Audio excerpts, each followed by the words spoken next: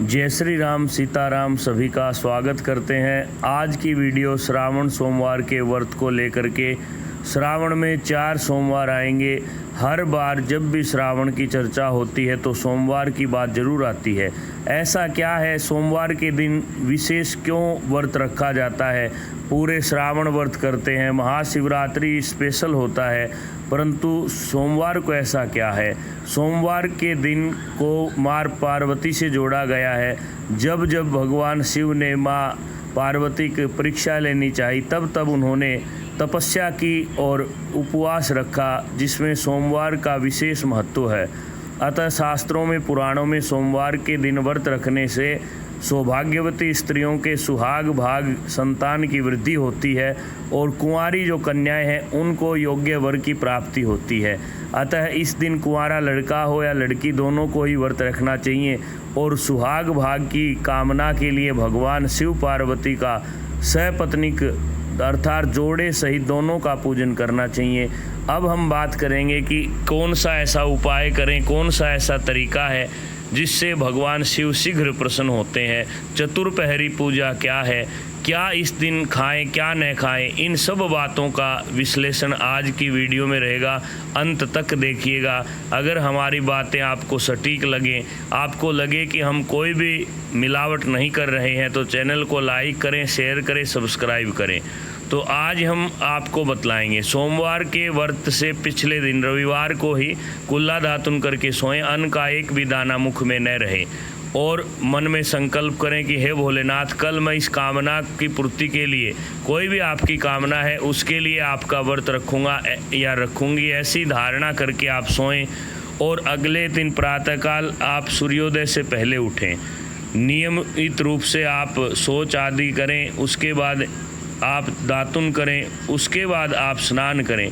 स्नान करने के बाद आप कोशिश करें कि चाहे शिवरात्रि का व्रत हो, सोमवार का व्रत हो, पीले या केसरिया रंग के वस्त्र धारण करें, क्योंकि ये राजसी वस्त्र माने जाते हैं।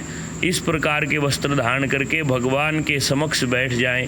घर के मंदिर में भी आप यह पूजा कर सकते हैं। गांव के मोहल्ले के आपका कोई भी मंदिर है वहाँ पे आप पूजा कर सकते हैं। पूजा में विशेष रूप से आपको भगवान भोलेनाथ को दूध, दही, घी, शहद, खांड, गंगा जल और इनके एक एक चीज़ के बीच में जल से स्नान कराते रहें। उसके बाद आप अगर रुद्र सूक्त जानते हैं तो 16 मंत्रों से आप एक कलश, एक लोटा भर के अभिषेक लगातार चलाएं, या आप श्रृंगी भी ले सकते हैं। अगर आप मंत्र नहीं जानते हैं तो नमः शिवाय का जप करते हुए आप जल चढ़ाएं, या आप रामचरितमानस की चौपाई का पाठ भी कर सकते हैं, क्योंकि पूरी कथा, राम जी की जो कथा है वह भगवान शिव ने स्वयं कही है। इस प्रकार से आप पूजन करें। और घर पर अगर आप शिवलिंग रखते हैं तो पूजन करने के बाद आप उस शिवलिंग को अपने घर के मंदिर में स्थापित करें, फिर आरती करें। कई लोग तुलसी के नीचे, छत पे या और कहीं भगवान शिव का जो एक अंश रखते हैं, वो कैसा भी शिवलिंग हो, पारद हो, स्फटिक हो, नर्मदेश्वर हो, पारा का शिवलिंग हो, चाहे आपका हाथों हाथ बनाया गया मिट्टी का जो पार्थिव शिवलिंग है वह हो, हमेशा पूजा के बाद अपने घर के मंदिर के अंदर रखें। आप मंदिर के सामने थाली में जिलहरी के साथ रख दें और वहाँ पे उनका पूजन करें। इस प्रकार से आप पूरे दिन व्रत रखें, ओम नमः शिवाय का जप करें।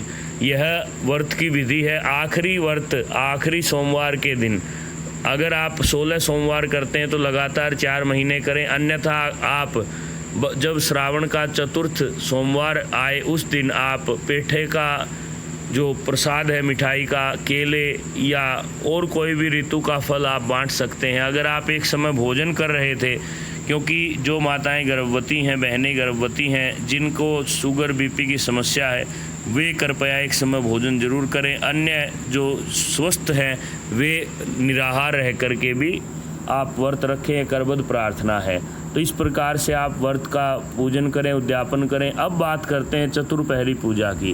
भगवान शिव का पूजन 4 पहर किया जाता है, प्रातःकालीन, दोपहर, सायंकालीन, अर्धरात्रि। अगर आपकी विशेष कामना है, विवाह नहीं हो रहा, लक्ष्मी नहीं रुक रही, व्यापार नहीं चल रहा, मकान नहीं बन पा रहा, पैसे आने का कोई सोर्स नहीं दिख रहा, बार बार बीमार पड़ रहे हो, कोई भी XYZ कोई भी समस्या जिसको आप मन से महसूस करते हो, वाणी से आप बयां कर सकते हो, हर समस्या का हल चतुर्पहरी पूजा है। लेकिन उसके अंदर आपको योग्य ब्राह्मण की आवश्यकता पड़ेगी। हमारी आपसे प्रार्थना है कि आप योग्य ब्राह्मण से मिलें और कहें कि चतुर्पहरी पूजा करवानी है। चतुर्पहरी पूजा में आप मंदिर में कर सकते हैं, लेकिन वहाँ पर 4 पहर व्यवस्थाएं नहीं बन पाती, मंदिर सार्वजनिक होते हैं। अतः आप अपने घर पर पंडित जी बुलाए, 2 पंडित जी, 5 या 11 या 7 या 9 की संख्या आप पंडितों की रख सकते हैं। जैसा आपका बजट हो, जैसा आपकी समस्या हो, जैसा आपका रोग हो, उसी के अनुसार ब्राह्मणों की संख्या होनी चाहिए। आप खड़ंग पाठ से भी अभिषेक करवा सकते हैं, नमक चमक से भी करवा सकते हैं। इस प्रकार से आप रुद्राष्टाध्यायी का विशेष पाठ करवाएं और फिर आप देखना कि भगवान शिव कितने शीघ्र प्रसन्न होते हैं। लेकिन कुछ चीज़ें ऐसी हैं जो शिव पूजन में ध्यान रखने योग्य हैं। आपको विशेष रूप से ध्यान रखना चाहिए कि भगवान शिव की पूजा में बेलपत्र हर बार नया लाने की ज़रूरत नहीं। पहले का चढ़े हुए बेलपत्र को धो करके 3 बार जल से धो करके आप उसी को चढ़ा सकते हैं। दूसरी बात ये ध्यान रखें, कभी भी सूखे चावल भगवान को न चढ़ाएं, 3 बार चावल धो करके चढ़ाएं। अगली बात ये ध्यान रखें कि भगवान शिव की परिक्रमा पूर्ण नहीं होती। गांव में वहाँ पे कोई बाधा बनाते नहीं हैं, उत्तर दिशा में आके वापस चला जाना चाहिए। उसके बाद अगली बात ध्यान रखें, अगर विवाह की कामना है तो आप थोड़ा सा इत्र भगवान के लिए ज़रूर लेकर के आएँ। और अगर रोग के लिए आप कोई भी उपाय कर रहे हैं तो कुसा या दुर्वा का जूस रस निकाल करके आप भगवान शिव का अभिषेक करें। तो यह विधि आपको हमने बताई। चतुर्पहरी पूजा में आपको यही ध्यान रखना है कि हर बार नई सामग्री हो, और शिवलिंग तो वही रह सकता है, लेकिन पूजा हर बार पुनः अलग से होगी। विधि विधान से पुनः मंत्रों को उच्चारित करते हुए विशेष रूप से आप पूजा करें। और अगर आप इस बीच में कोई शौच आदि करते हैं तो आपको स्नान करना चाहिए। 4 पहरों की बीच की पूजा में सोते हैं तो भी स्नान करना चाहिए। अगर आप लगातार शिव का स्मरण कर रहे हैं तो फिर आपको स्नान करने की आवश्यकता नहीं है। उसके बाद सबसे मुख्य बात, आप जाते हैं मंदिर में पिछले दिन का कोई भी सामान चढ़ा हुआ होता है, आप उसके ऊपर ही जल चढ़ा के पूजा करके घर आ जाते हैं। जैसे आप अंधे हैं, जैसे आप आँख ही नहीं खोल के रखते। मैं आपसे यही कहूँगा कि अगर आप ऐसी जगह पे जल चढ़ाते हो तो आप वापस कोई ना कोई परेशानी लेकर के आएंगे, फिर कहेंगे कि मैंने तो व्रत भी किए, काम नहीं बना। तो मेरी आपसे ही विनती है, समय से आधा घंटा 15 मिनट पहले जाएं। मंदिर में सफाई न हो तो सफाई करें। यह करने के बाद ही आपकी कामना पूर्ण होगी। तो ये विशेष रूप से हमने आपको उपाय बतलाए हैं। इन बातों का आप ध्यान रखें और कोशिश करें कि वीडियो जल्दी से जल्दी सबके पास पहुंच जाए।